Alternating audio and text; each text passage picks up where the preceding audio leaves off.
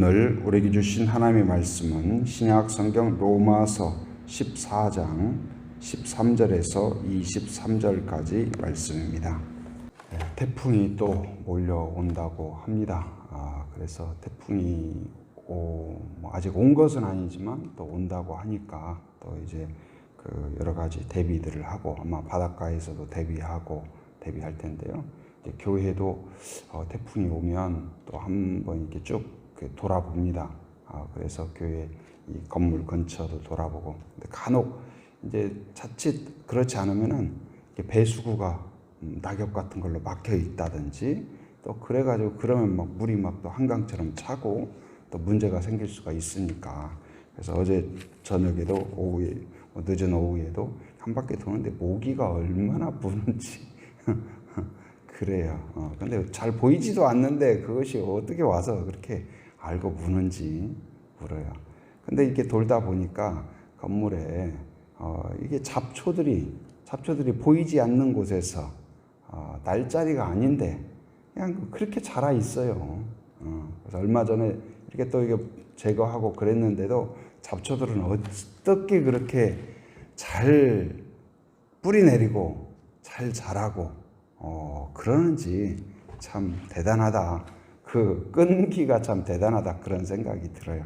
그런데 그 잡초들을 이렇게 돌아보고 또 배수구를 돌아보고 그러면서 우리의 어떤 영적 생활도 비슷하다는 생각이 들어요. 조금만 느슨하면 우리 마음 안에 그런 잡초들이 무성해져요. 또 당연히 돼야 될 어떤 그런 그 배수구가 그냥 낙엽으로 막혀 있다든지, 막혀 있으면 어떻게 해요? 배수구의 역할을 아무것도 못 해요. 오히려 그것 때문에 문제가 돼요. 넘쳐가지고 문제가 되죠. 영적으로도 그렇다는 거죠. 그래서 우리가 이 영적 생활이라는 것은 자연이 되는 게 아니다. 끊임없이 농부가 밭을 돌아보고 풀 한 포기라도 뽑고 거름을 주고 또 순을 이렇게 골라주고 여러 가지 그 농부의 손길이 있듯이 하나님이 우리를 다스리지 아니하면, 하나님이 우리와 함께하지 아니하면 우리는 금세 배수구가 막히고 잡초가 무성해서 결국은 어떤 거룩한 밭이 아니라 잡초밭인지 이게 농토인지 구분이 안 될 정도로. 그런데 오늘 말씀을 통하여서는 바로 우리가 잠깐만 놓치면, 성령이 우리를 다스리지 아니하면, 성령이 우리의 주인이 되지 아니하면, 주님이 우리의 주인이 되지 아니하면 나타나는 현상 중에 하나가 무엇이냐? 바로 뭐냐? 비판과 비난과 염려와 근심과 이런 잡초들이 무성해진다. 얼마나 우리 인생에서 이런 것들이 친합니까? 염려와 근심과. 조금만 느슨하면 어때요? 염려하기 위해서 태어난 사람처럼 이것도 염려, 저것도 염려, 이것도 근심, 저것도 근심, 이것도 두려움, 저것도 두려움. 그것만 하나요? 이제 그러한 것들은 내 안에 저항력을 아주 툭 떨어지게 하죠. 잡초가 있으면 어때요? 땅의 토지를 완전히 못 쓰게 만드는 거예요. 거름을 줘도 작물이 먹어요? 못 먹어요? 못 먹어요. 다 그냥 잡초가 다 그냥 걔네들이 훨씬 더 강력하고 강한 것 같아요. 안에서는 어떻습니까? 우리가 염려와 근심과, 그리고 오늘 본문에서는 특별히 이제 13절 우리 같이 한번 읽어봅니다. 자, 시작. 그런즉 우리가 다시는 서로 비판하지 말고 도리어 부딪힐 것이나 거칠 것을 형제 앞에 두지 아니하도록 주의하라. 다시는 서로 비판하지 말라. 다시는, 그러니까 지금까지 비판해 왔어요. 우리가 하나님 없이 산다는 그 특징 중에 하나가 뭐예요? 주님이 우리의 주인이 되지 않으면 나타나는 특징 중에 하나가 뭐냐? 아침부터 저녁까지 하는 일은 뭐예요? 비난과 비평. 타인에 대해서는 비난과 비평. 나에 대해서는 그런 염려와 근심, 두려움, 절망, 이런 것들이 끊임없이 잡초처럼 일어난다. 그래서 이런 것들이 이제 지금 우리나라도 그렇고 전 세계적으로도 그렇고 지금 코로나 바이러스 때문에 참 이게 참 그래요. 눈에 보이지도 않고 느껴지지도 않고. 근데 이게 그래서 두려움을 주는 거예요. 뭐 눈에 보여야죠. 뭐 느껴져야죠. 뭐 바퀴벌레나 생쥐나 그럼 눈에 보일 거 아니에요. 그럼 잡든지 어떻게 하든지. 근데 있는지 없는 줄도 모르고 보이지도 않고. 그러니까 이게 굉장히 두렵게 하잖아요. 실제로 공격을 받고 있고. 근데 이런 바이러스들이 들어오면 어떻습니까? 우리의 어떤 몸이 건강한 것이 저항력이 떨어지고 열이 나고 기침이 나고 전염원이 되잖아요. 다른 사람들한테. 근데 영적인 바이러스가 들어오면 어떻습니까? 마귀가 우리에 딱 들어오고 죄가 들어오면 어떻습니까? 안에는 두려움과 수치심, 염려, 근심, 불평. 그리고 밖으로는 독소를 내뿜어요. 그게 뭐냐? 독소. 독소를 내뿜는데 그게 뭐예요? 바로 이 비난과 비판이다. 그래서 비판하지 말라. 성령이 나를 다스리면, 주님이 나의 주인이 되시면 나타나는 특징 중에 하나가 무엇이냐? 타인의 눈에 티가 자꾸 보이기보다는 뭐가 보이기 시작해요? 내 안에 뭐가 보여요? 들보가 보이기 시작해요. 타인의 그 흠을 이렇게 비난하고 비판하고 그러기보다도 내가 얼마나 내 안에 죄가 있는가를 깨닫게 해요. 성령은 나를 보게 해요. 나의 죄성을 깨닫게 하고 나의 연약함을 깨닫게 하고 나의 부족을 깨닫게 하고 내 안에 깃들어 있는 숨어 있는 누구도 알지 못할 것 같은 그 내 마음 깊은 곳에 죄가 있음을. 그래서 바울은 뭐라고 그래요? 나는 죄인의 뭐다? 괴수다 그랬어요. 바울이 그렇게 죄가 많았을까요? 일반 사람보다 정말로 막 괴수처럼 많았을까요? 안 그랬어요. 정말 열심히였고 거룩하게 살려고 노력했고 그런 사람이에요. 그런데 자기가 주님을 만나고 성령이 내 안에 역사하시니까 뭐가 보이냐? 남의 눈에 티가 아니라 뭐가 보였어요? 내 안에 들보가 보인 거예요. 그래서 하나님을 만난 사람마다 성령의 다스림을 받는 사람마다 성령 충만한 사람마다 나타나는 현상 중에 하나가 뭐예요? 죄에 대한 깨달음이에요. 내가 죄인이구나. 그러니까 성령이 역사하면 나타나는 특징 중에 하나가 뭐냐? 교만하고 자만하고 나 같은 사람 있나 봐. 그게 아니라 나 같은 죄인을 그 구원 의식이 있어요. 믿음의 사람은, 건강한 믿음은 다 같은 죄인을 하나님이 살려주셨습니다. 그 은혜의 감격이 있어요. 여러분 그 마음이 여러분 안에 있길 바랍니다. 성령이 여러분을 다스려서 내 안에 내가 얼마나 연약한 존재요, 죄에 묻인 존재요, 내 안에 깃들어 있는 그것이, 그래서 할 수 있는 대로 지금 뭐 신문이건 방송이건 서로 뭐 댓글 SNS건 얼마나 비난의 독소가 많은지. 이 코로나에 걸린 사람, 또 무슨 사고가 난 사람, 무슨 상황이 있는 사람, 인간이 얼마나 악한가가 나와요. 어떤 사람의 강력한 큰 어려움 가운데에서 어떤 위로하고 안타까워하고 공감하고 그런 것이 조금이라도 작동하기보다는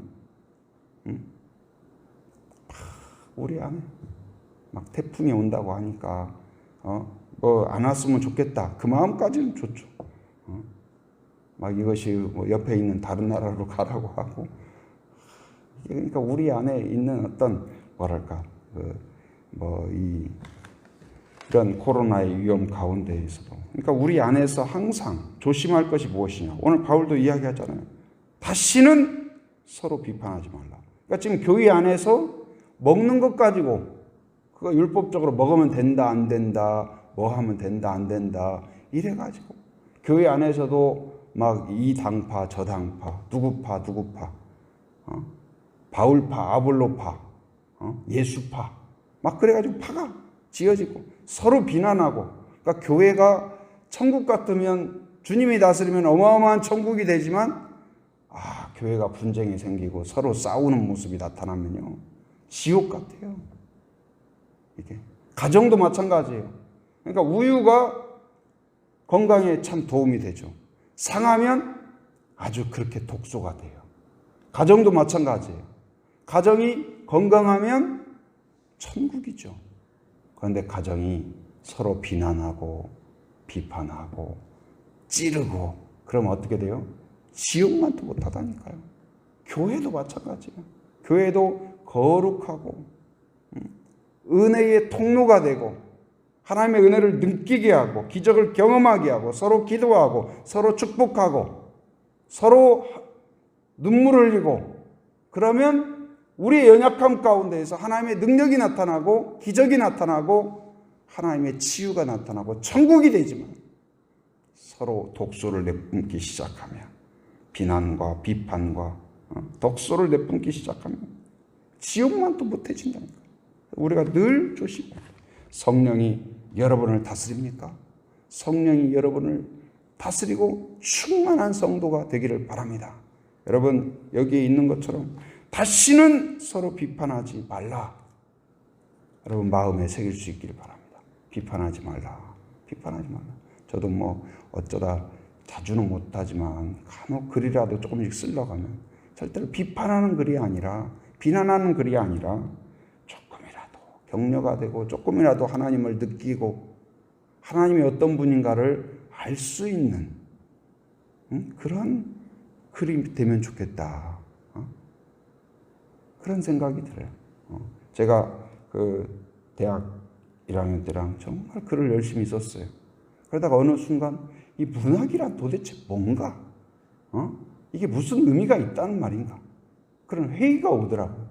그래가지고 수년간 글을 전혀 안 쓰다가 어느 날 이 글 쓰는 것도 하나님의 은사구나. 어떻게 하나님의 뜻을 나타내는데 하나님의 뜻을 전하는데 조금이라도 도구가 된다면 해서 다시 재발견을 하고 물론 전문적으로 글을 쓰거나 문학 작품을 만들거나 아직 그렇지는 않지만 그래도 조금씩이라도 이렇게 할 때 어떤 그런 축복의 말, 은혜의 말, 격려의 말 그랬으면 좋겠다. 그런 마음이에요. 우리 안에서 끊임없이 잡초처럼 피어나는 그런 비난과 비판과 혐오와 이런 것들은 전혀 문제 해결이 되지 않죠. 그래서 여러분 결단하시기 바랍니다. 내 안에 그런 마음을 제거하여 주옵소서.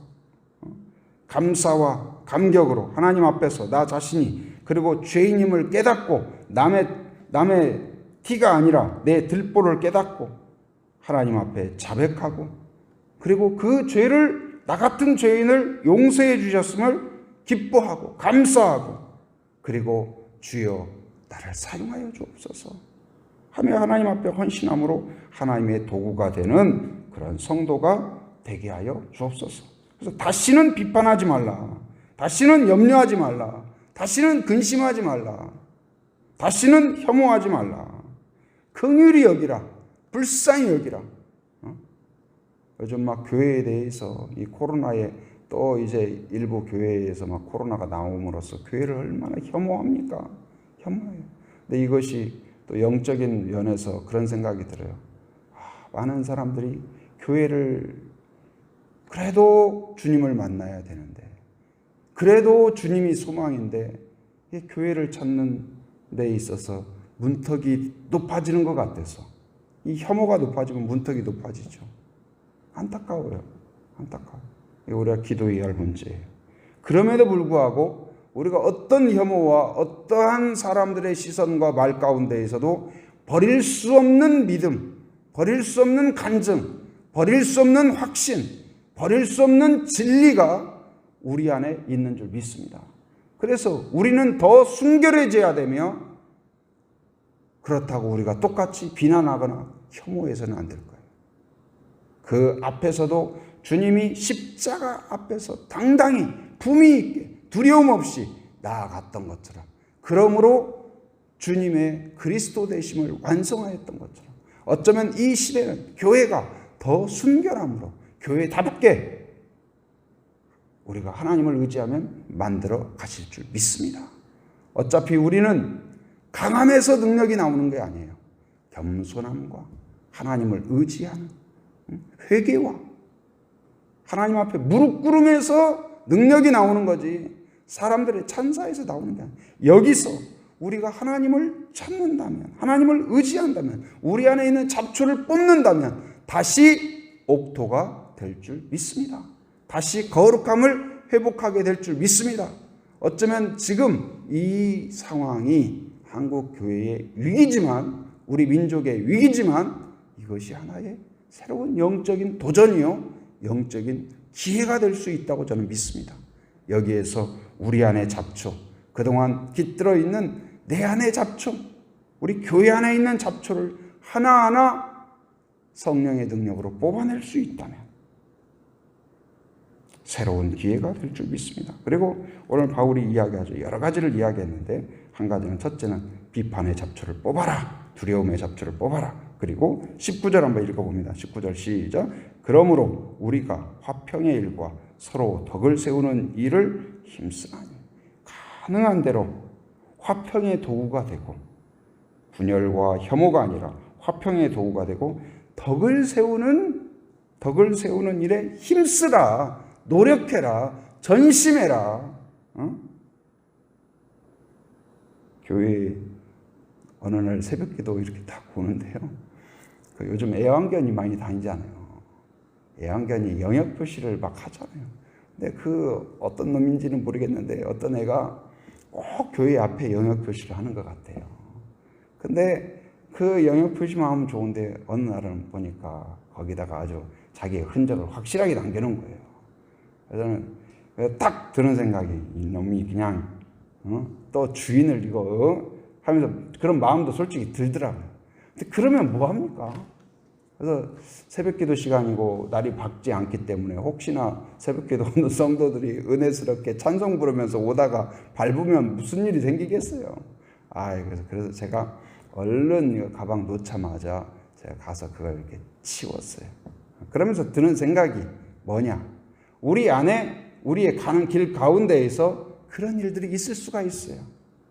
오늘 하루도 가는 가운데에서 예상치 못하게 그런 오물들이 있고, 그걸 내가 아차 하면 밟을 수도 있고, 아니면 그러면 그렇죠. 침 맺고 어떤 놈인지 뭐 이렇게 그걸 그 주머니 가지고 다니면서 잘 치워야지, 이게 뭐냐 하고 욕하고 분노하고 그럴 수 있잖아요. 어쩌면 그게 당연한 것처럼. 그러나 그것은 한 번 도움이 안 돼요. 도움이 안 돼요. 어떻게든 빨리 가서 일단은 치우고 나머지 문제는 뭐 해결이 되든 안 되든, 어쩌면 그것이 우리의 자세가 아닌가, 그런 생각이 들었어요. 믿음의 자세라는 것이 무엇이냐? 우리가 욕하고 침뱉고 더럽다고 분노하고 아까 비판하고, 그럼으로써, 그러니까 세상은 비판하고 혐오하고 미워하고 손가락질함으로써 나는 아닌 것처럼 그렇게 착각해요. 그러나 그렇지 않다. 우리는 첫째는 뭐예요? 그 비판 앞에서 상대방을 가리키는 것보다도 내 안에 들보를 깨닫고 회개하는 사람이 되어야 되고, 또 하나는 뭐예요? 작은 문제라도, 그 오물을, 휴지 한 장이라도, 쓰레기 하나라도, 개똥 하나라도 내가 솔선해서 치우면 그 길은, 내가 지나간 길은 깨끗해질 줄 믿습니다. 한마디라도 기도하고 축복하고 격려하고 응원하고, 그러면 내가 지나간 길은 꽃 향기가 조금이라도, 들꽃만큼이라도 날 줄 믿습니다. 오병이어처럼 내 작은 것이라도 드리면 하나님이 기적의 역사를 만들어 주실 줄 믿습니다. 어떻게든 나를 통하여 하나님의 은혜가 나타나게 하여 주옵소서, 덕이 나타나게 하여 주옵소서, 작은 오물이라도 치워지게 하여 주옵소서, 작은 쓰레기라도 치워지게 하여 주옵소서.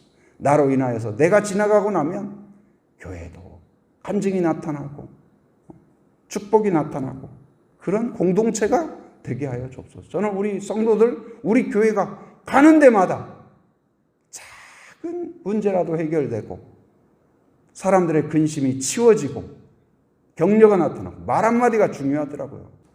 우리가 가는 데마다 기도하고 축복하고 격려하고 그러면서 조금이라도 그런 문제를 해결하고 격려하는 그런 성도가 되게 하여 주옵소서.